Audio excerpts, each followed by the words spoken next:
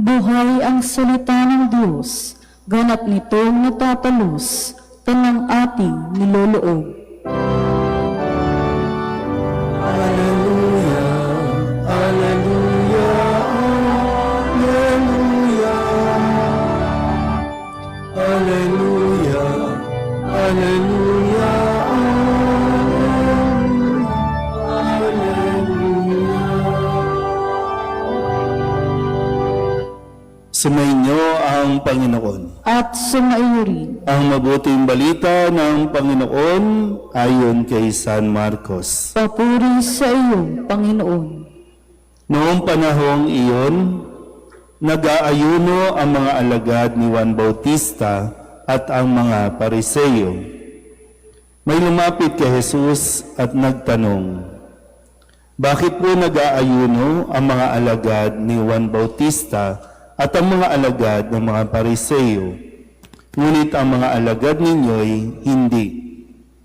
Sumagot si Jesus, "Makapag-aayuno ba ang mga panauhin sa kasalan samantalang kasama nila ang lalaking ikinasal? Hindi.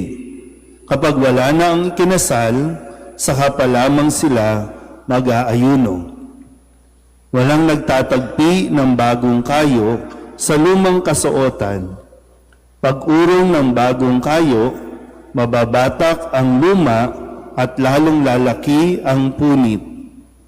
Wala rin namang nagsisilid ng bagong alak sa lumang sisidlang balat, sapagkat papuputukin ng alak ang balat.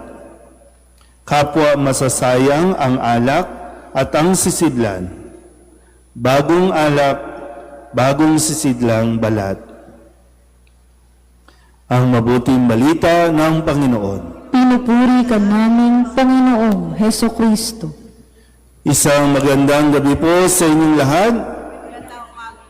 Ngayon po ay Lunes ng ikalawang linggo sa karaniwang panahon at matapos na sunod-sunod na kapistahan, pagdiriwang ang ating pong naranasan at mga ginawa. Ngayon ay yung sa ating altar para bang biglang luminis, biglang nawala yung mga kung ano-anong mga nakalagay dito, no? Pero maganda, ngayon na nagsisimula na tayo ulit sa mga karaniwang panahon at sabi ko nga, matapos yung napakarami nating gawain, kamusta naman tayo? Ano nangyari sa atin? Meron bang natutunan? Meron bang nagbago? O baka nagpagod lang tayo sa mga activities? Kasi maganda laging ini-evaluate natin yan kung nakakabuti ba ang mga pinaggagawa natin dito. Kasi baka madalas po, no? Ito ang gusto nating gawin. O pwedeng, wala kasi tayong magawa sa bahay. Wala naman kasi tayong trabaho. Kaya dito na lang tayo. Pero ano ba ang nangyayari? Naiiwan na lang ba ito sa activities, sa mga ritual, pero sa kalooban, sa pagkatao, sa pag-uugali, meron bang nagiging epekto ito at nakikita ba ito sa atin? Sa kadalasan, sa simbahan, kapag merong activities, meron ding away-away. Kapag merong activities, merong nagkakatampuhan. Pero, pwedeng sabihin, successful ang ating mga ginagawa. Di ba, no? Masaya, magarbo. Pero tayo-tayo, parang nagkatampuhan. Natapos na yung activities, hindi pa tayo okay.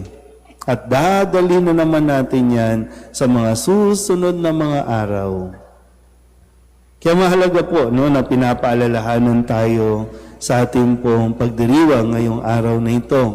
Narinig ninyo yung kwento sa unang pagbasa na hindi ikinatuwa ng Panginoon ang ginawa ni Saul.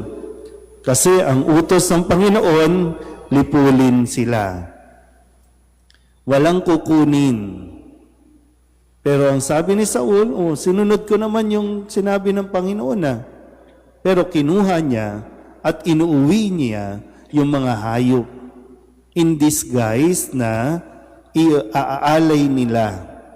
Hindi naman sinabi ng Panginoon na kunin niyo yung mga baka, mga asno, at ialay ninyo sa akin.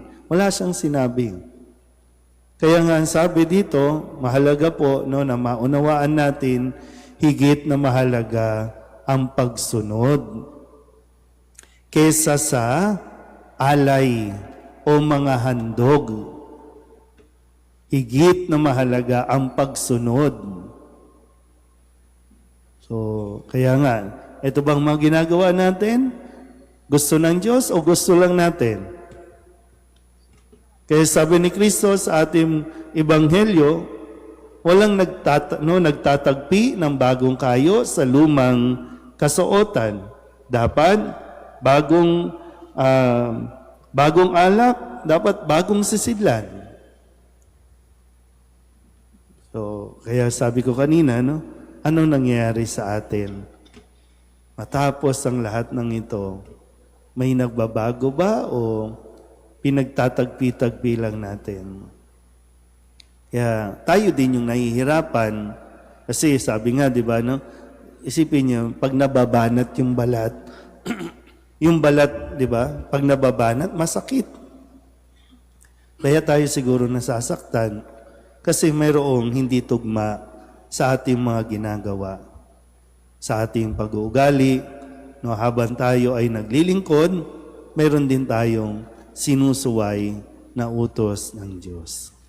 Muli, sabi masigit na mahalaga ang pagsunod kaysa sa mga ritual na ating ginagawa. Amen.